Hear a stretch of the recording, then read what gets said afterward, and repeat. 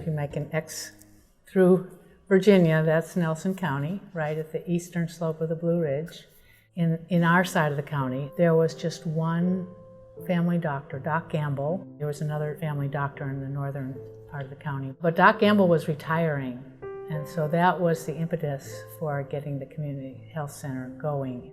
A real go-getter person in the county got together a group of interested citizens who were the first board of directors. Woody Greenberg, who was on the Board of Supervisors at that time, wrote a grant. It was a rural health center grant, and then eventually they hired Sarah Jane Stewart, who was the first administrator, and she was the one that made it an FQHC a couple of years later. I was working in Charlottesville with an organization that I had helped start up called the Women's Health Center. I was working under a CETA grant, which was a federal, like a community service grant, to be the administrator. And I felt like working in healthcare became really a great interest of mine. And so when I learned about the opening of the Community Health Center administrator position, I interviewed for it. And at that point, it was a grant proposal. Being hired in that position meant that I basically had to organize obtaining the building and hiring the first staff. And a hitch in that grant at the time, the grant did not allow money to be used for a permanent facility, which meant that, well, you could set up a clinic in a trailer, or what we did was we chose a modular building.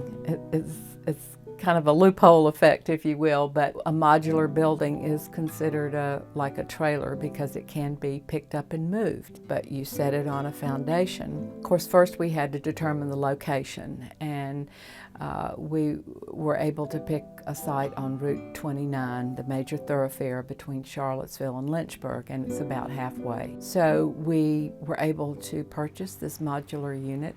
We had it brought up in 2 units and set in place on site. July of 1985, we opened the facility. 3 exam rooms and a front office area, and that was it. We hired 1 physician and a nurse and a receptionist. I think that was about it. It was a very lean staff. I think they celebrated the day they got to 25 patients. You know, so it was a slow start. In being attuned to the community, you could see, well, we have this great health center, but just because we have this health center here doesn't mean that people will come to it. They don't necessarily realize they need health care, and that was very much true back in the late 80s. One of the things that I was most proud of that we did while I was there, we started the Rural Health Outreach Program.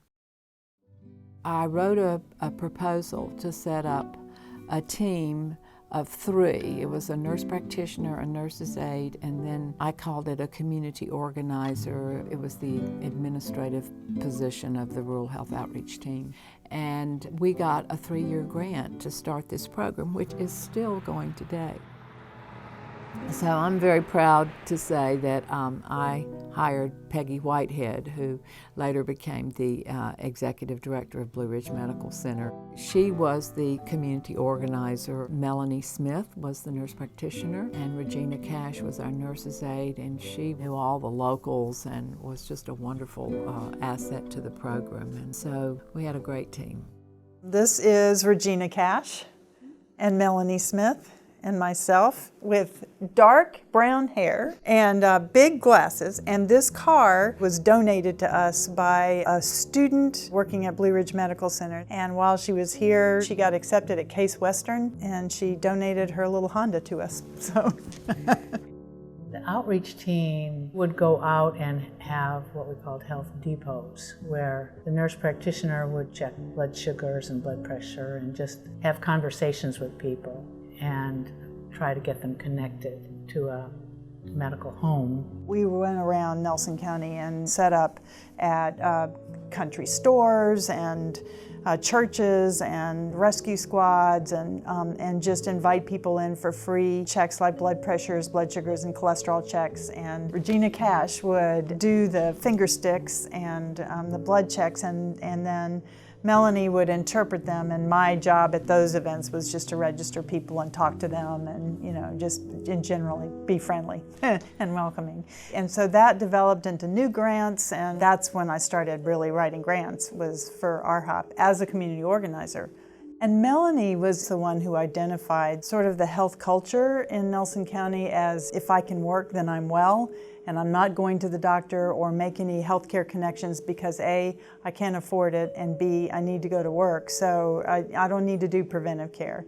And so her mission and really everything that we were about, she was the one that invented this. I've used it in so many grants, but to move people from if I can work, then I'm well, to I need to stay well to keep working. It was like this revelation to a lot of the people. That little troop of 3 was the basis for a lot of growth here at our center.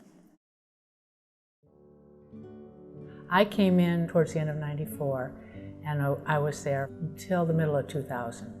I joined the board of Blue Ridge Medical Center because it just seemed like an exciting thing to do. And then when the position of administrator came open, I was hired as administrator. When I came in, there were 3 doctors and 1 nurse practitioner and 6 exam rooms.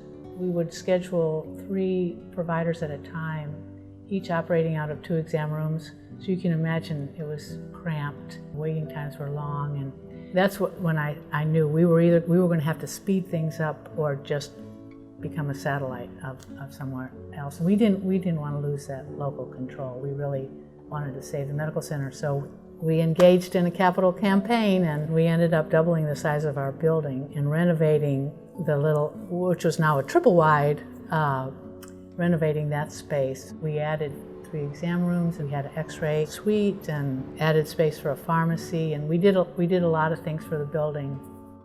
I left my position as administrator because I hit the stage of the sandwich generation. All of a sudden I had 4 people in their 80s who were looking to me to take care of them. I just couldn't do it and do the job of an administrator, so I said, you know what, I'm just going to go home and I'm going to take care of everybody. And then I came back to Blue Ridge as a school nurse. Peggy had written a grant to HRSA for school-based health care that was designed to show its value to the county, and the idea was that they would pick it up over 3 years. During that time, it was the first time there were nurses in the schools in Nelson County.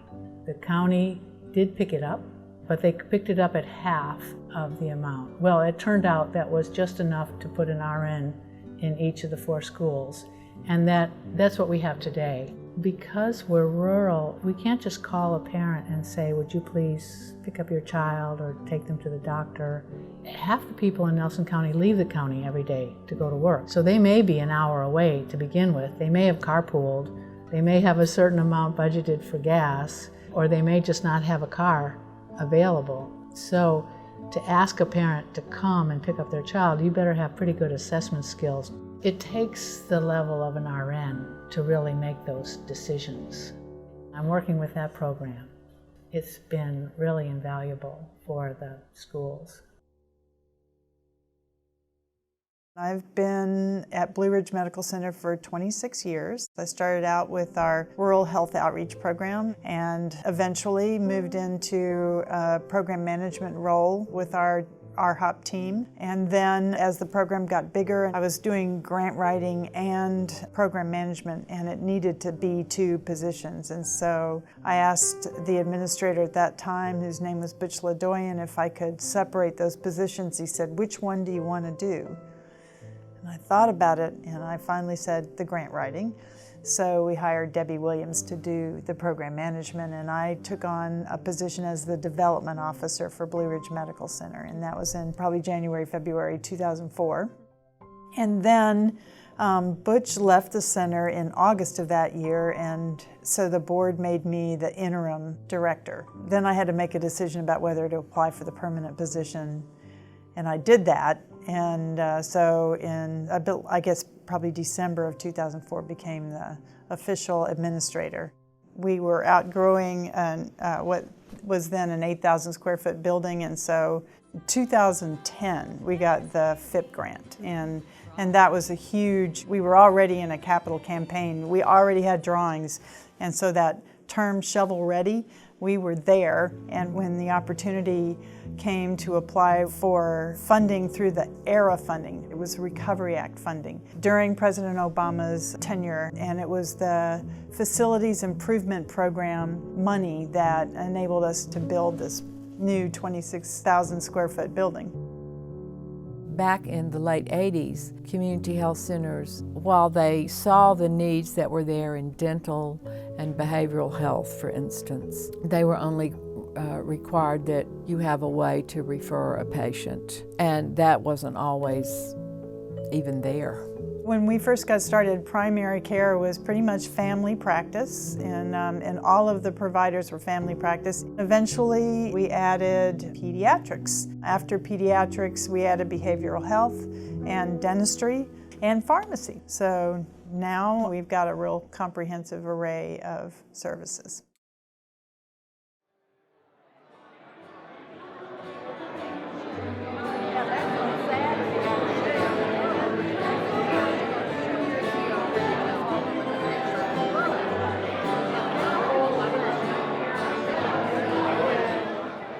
The board, unanimously by the way, a decision on the board's part, thought it fitting that we name the Blue Ridge Medical Center the Peggy Whitehead Medical Building at Blue Ridge Medical Center.